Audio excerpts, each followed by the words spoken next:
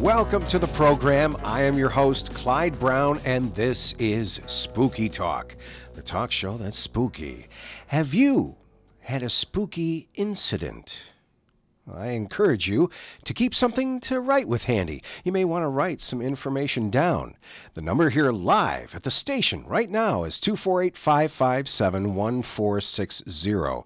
That's 248-557-1460. Call me. Have you ever had an experience that was spooky? Or you can call 313-633-1599. That's the number for the 24-hour Spooky Talk voicemail line. Here is an interview with a friend of mine who is also a mortician. Folks, I'm here with a licensed mortician, Steve Sajewski. How you doing, Steve? Good. How you doing, Clyde? Very good, and I appreciate you being here on Spooky Talk. You know what? I appreciate you, too. You know what, Clyde? You know what you are? What? You're my favorite Clyde in the whole wide world. Oh, boy. What a guy. What a guy. Wait a minute. You probably only know one Clyde. Okay. Hey. We can be silly at times. From what I understand, you have a very serious, interesting, spooky story, if you don't mind telling. I sure do, Clyde. It happened about 2 years ago. I'm very close with my mother. At least I was before she passed. Very, very close. When we found out my mother was dying, I decided to like any child would do, help out your father, as much as you can. So every night and every day, I help my dad, get her in and out of the car, and just a general whatever you had to do to get things done to make her life more comfortable. Well, she was getting at that point at the end there where you could see that she was really starting to falter. So they started putting her on morphine more and more and more to pretty much take away the pain because she had pulmonary fibrosis, which is actually hardening the lungs. And so it was a Sunday night into Monday morning around 4 o'clock. My wife woke up from a dead sleep, and she said, "Thirsty, thirsty, thirsty." She says, "Your mother's really thirsty." And I got up. I'm like, "What are you talking about?" She says, "I'm thirsty." She says, "I'm thirsty." She says, "But your mother's really thirsty." She says, "There's something wrong. Your mother needs water." So she says, "I gotta go." So she gets on her clothes and heads over to the nursing home, which is about 20 minutes away. So in the meantime, I'm like, "Oh, okay, whatever." So I go downstairs. She woke me up, and in our kitchen, I pulled out like a chair from a table, not a short chair, but it's like a bar stool table, a chair. Uh-huh.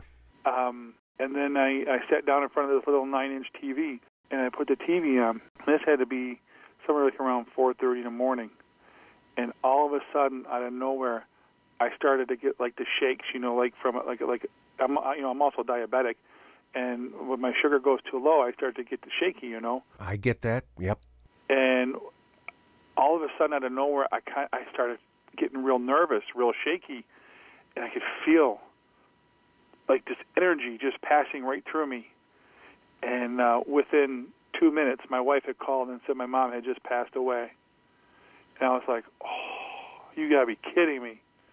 And I knew it. I knew right when that happened that she had passed, and it was just it was phenomenal. So as far as like ghosts walking around, I'm not a big believer in that. But I do believe that people can pass their energy to you. Yes. Because I felt it. I felt something, and I really felt that was my mom leaving. Well, I'm sorry. Going to a better place. I'm sorry about your mother.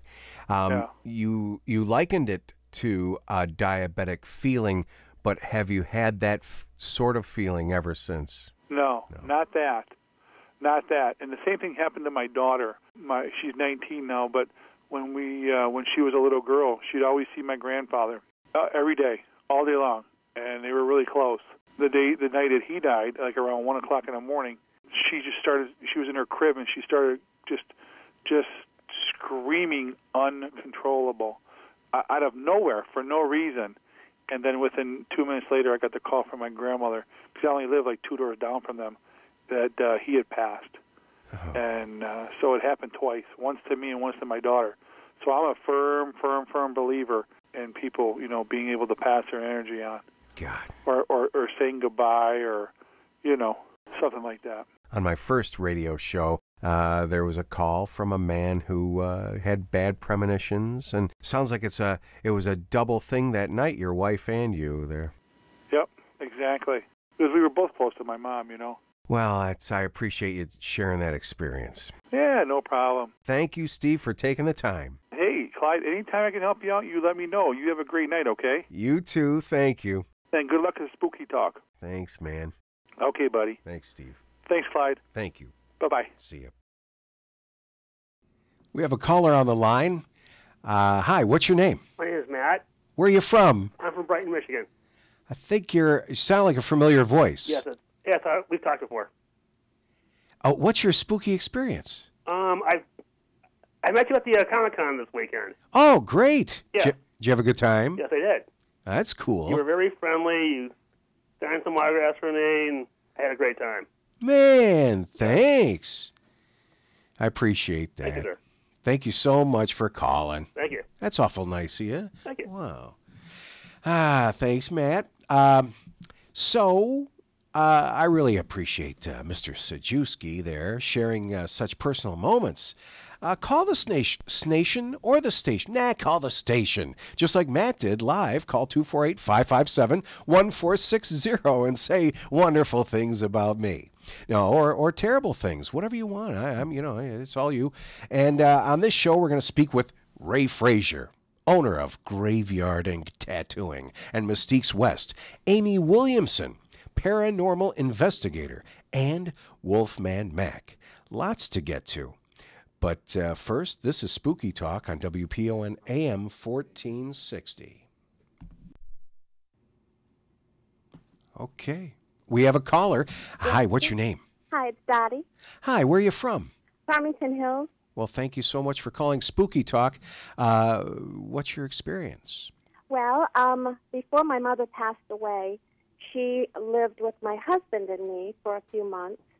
And she would, during the night, she would come into our bedroom when she didn't feel well, and she'd stand up by my side of the bed, and she wouldn't say a word. She wouldn't touch me. She wouldn't do anything to let me know she was there. She'd just stand there, and I would wake with a big start, and, oh, Mom, are you okay? And we'd get up. I'd get up with her for a while. Well, after she passed away, we moved our bedroom into her bedroom and made a guest bedroom out of the front room where we slept.